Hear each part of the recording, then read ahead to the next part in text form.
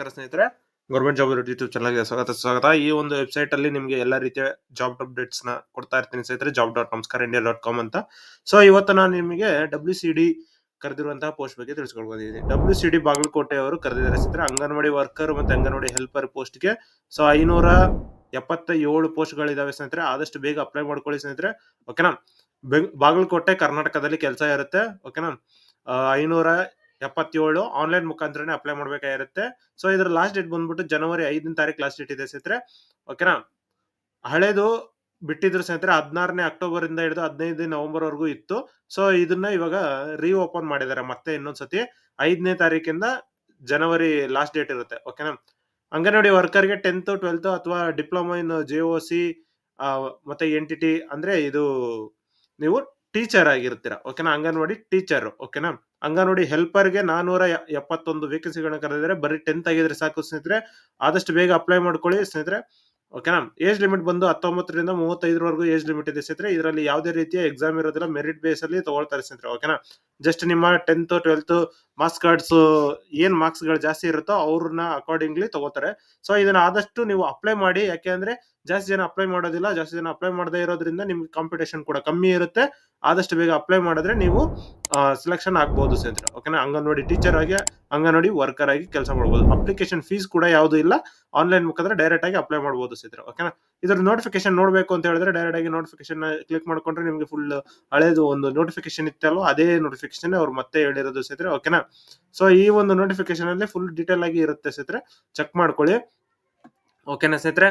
ನೋಡಿ, ಅರ್ಹತೆ ಮಹಿಳಾ ಹಾಗೂ ಲಿಂಗತ್ವ ಅಲ್ಪಸಂಖ್ಯಾತ ಮಹಿಳೆಯರಿಗೆ ಅರ್ಜಿ ಸಲ್ಲಿಸುವ ಅರ್ಹತೆ. ಓಕೆನಾ ಸ್ನೇಹಿತರೆ. ಲೇಡೀಸ್ ಮತ್ತೆ ಇದು ಇರೋದು. ಅದ ನಂತರ ನಿಮ್ಗೆ ಅಂಗನವಾಡಿಯಲ್ಲಿ ಕೆಲಸ ಮಾಡಬೇಕು ಅಂದ್ರೆ ಕನಿಷ್ಠ PUC ತೆರಗಡೆ ಹೊಂದಿರಬೇಕು ಹಾಗೂ ಅಂಗನವಾಡಿ ಕಾರ್ಯಕರ್ತೆಯಾಗಿ ನೇಮಕಾತಿ ಸಂದರ್ಭದಲ್ಲಿ ಸರ್ಕಾರದ ಅಂಗೀಕೃತ ಸಂಸ್ಥೆಯಿಂದ DSCRT ಇಂದ ECCE diploma course, JOC course ಅಥವಾ NTT ಕೋರ್ಸ್ ಗಳನ್ನು ಹಾಗೂ ಅಂಗನವಾಡಿ ಚಟುವಟಿಕೆಗಳಲ್ಲಿ ಸಂಬಂಧಿಸಿದಂತೆ ಡಿಪ್ಲೊಮಾ ನ್ಯೂಟ್ರಿಷನ್, ಹೋಮ್ ನರ್ಸ್ ಈ ರೀತಿಯಲ್ಲಿ ಇರುವಂತಹ ಕೋರ್ಸ್ಗಳನ್ನ ನೀವು 1 ವರ್ಷದ ನರ್ಸರಿ ಅಥವಾ ಪೂರ್ವ ಪ್ರಾಥಮಿಕ ತರಬೇತಿ ಪಡೆದು ಪ್ರಮಾಣ ಪತ್ರ ಹೊಂದಿರೋದು. ಓಕೆನಾ ಸ್ನೇಹಿತರೆ. ಸೊ ಇವ್ರು ಏನಾದ್ರು ಮಾಡ್ಕೊಂಡಿದ್ರೆ ಅವರು 5 ಅಂಕಗಳ ಬೋನಸ್ ಸಿಗುತ್ತೆ ಸ್ನೇಹಿತರೆ. ಓಕೆನಾ. ಹಾಗೆ ಅಂಗನವಾಡಿ ಸಹಾಯಕಿ ಹುದ್ದೆಗೆ ನೀವು 10th ಆಗಿದ್ರೆ ಸಾಕು ಸ್ನೇಹಿತರೆ. ಇದಕ್ಕೆ ಏನು ಎಕ್ಸ್ಟ್ರಾ ಕೋರ್ಸ್ಗಳು ಏನು ಬೇಕಾಗಿಲ್ಲ. ಆದಷ್ಟು ಬೇಗ ಅಪ್ಲೈ ಮಾಡ್ಕೋಬಹುದು ಸ್ನೇಹಿತರೆ. ಓಕೆನಾ. ಅದ ನಂತರ ನೀವು ಆಯ್ಕೆ ವಿಧಾನ ಹೇಗೆ ಅಂತ ಹೇಳಿದ್ರೆ ಆಯ್ಕೆ ಆದ್ಯತೆ ಬಂದ್ಬಿಟ್ಟು ನಿಮಗೆ ಆಸಿಡ್ ದಾಳಿ ಹೊಂದಿದ ಮಹಿಳೆಯರಿಗಿದೆ. ಮತ್ತೆ ಇಲಾಖೆ ಸಂಸ್ಥೆ ನಿವಾಸಿಗಳಲ್ಲಿ ಆಯ್ಕೆ ಆಗಿರುವಂತವ್ರು ಇದ್ದಾರೆ. ವಿಧವೆಯವರು ಅಪ್ಲೈ ಮಾಡಬಹುದು. ಅಂಗವಿಕಲರು ಕೂಡ ಅಪ್ಲೈ ಮಾಡಬಹುದು.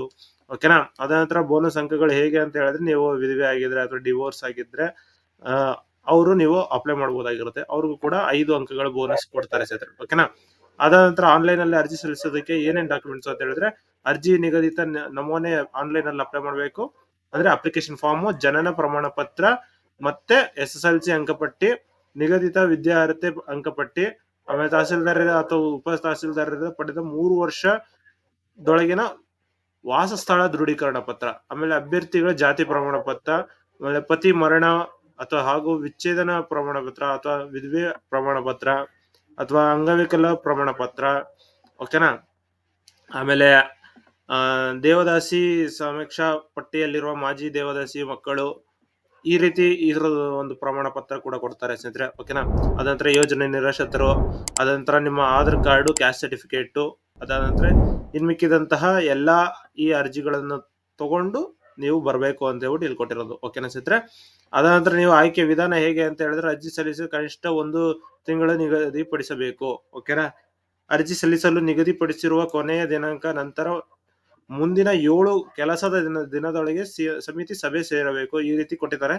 ಸೊ ಇದೆಲ್ಲ ನೀವು ಏನು ಅಂತ ಹೇಳಿದ್ರೆ ಡೈರೆಕ್ಟ್ ಆಗಿ ನೀವು ಅಪ್ಲಿಕೇಶನ್ ಅಪ್ಲೈ ಮಾಡಿದ ನಂತರ 1 ತಿಂಗಳೊಳಗಡೆಗೆ ನಿಮ್ಗೆ ಮೆರಿಟ್ ಲಿಸ್ಟ್ ಗಳನ್ನ ಬಿಡ್ತಾರೆ ಸ್ನೇಹಿತರೆ. ಓಕೆನಾ. ಮೆರಿಟ್ ಲಿಸ್ಟ್ ನ ನೀವು ಬಿಟ್ಟಾಗ ಅದನ್ನ ಚೆಕ್ ಮಾಡ್ಕೋಬೇಕಾಗಿರುತ್ತೆ. ಮೆರಿಟ್ ಲಿಸ್ಟ್ ಅಲ್ಲಿ ನಿಮ್ಮ ಹೆಸರು ಇತ್ತು ಅಂತಂದ್ರೆ ನೀವು ಹೋಗಿ ಏನು ಅಂಗನವಾಡಿಗೆ ಹೋಗಿ ನೀವು ನಿಮ್ಮ ಡಾಕ್ಯುಮೆಂಟ್ ವೆರಿಫಿಕೇಶನ್ ಮೆರಿಟ್ ಲಿಸ್ಟ್ ಅಲ್ಲಿ ಇರುವಂತಹ ಅಭ್ಯರ್ಥಿಗಳು ಸೇರ್ಪಡೆ ಆಗಿ ನೀವು ಕೆಲಸಕ್ಕೆ ಜಾಯ್ನ್ ಆಗ್ತೀರಾ ಸರ್. ಓಕೆನಾ.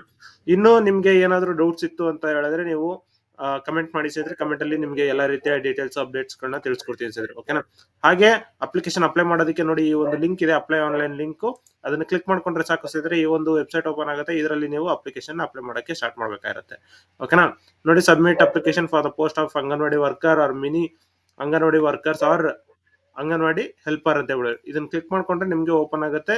ಈ ಒಂದು ಚೆಕ್ ಮಾಡ್ಕೋಬಹುದು, ಯಾವ ಡಿಸ್ಟಿಕ್ ಅಂತ ಚೆಕ್ ಮಾಡ್ಕೊಂಡ್ರೆ, ಆಮೇಲೆ ಪ್ರಾಜೆಕ್ಟ್ ಯಾವುದು, ನಿಮ್ಮ ಜಮಖಂಡಿನ, ಬಾದಾಮಿನ, ಒಳಗೊಂದನ, ಮುಧೋಳ, ಬಿಗಳಿನ, ಈ ರೀತಿ ಸೆಲೆಕ್ಟ್ ಮಾಡ್ಕೊಂಡು ನೀವು ನೋಟಿಫಿಕೇಶನ್ ಸ್ಟಾರ್ಟ್ ಮಾಡ್ಕೊಂಡು ಅಪ್ಲೈ ಮಾಡ್ತಾ ಹೋಗ್ಬೋದು ಸ್ನೇಹಿತರೆ. ಓಕೆನಾ. SC/ST ಆದ್ರೆ ಆದಷ್ಟು ಬೇಗನೆ ನಿಮ್ಗೆ ಕೆಲಸ ಸಿಗುತ್ತೆ. ಓಕೆನಾ. ರಿಸರ್ವೇಶನ್ ಇರುತ್ತಲ್ವಾ, ಅದಕ್ಕೋಸ್ಕರ ನಿಮ್ಗೆ ಸಿಗುತ್ತೆ ಸ್ನೇಹಿತರೆ. ಓಕೆನಾ.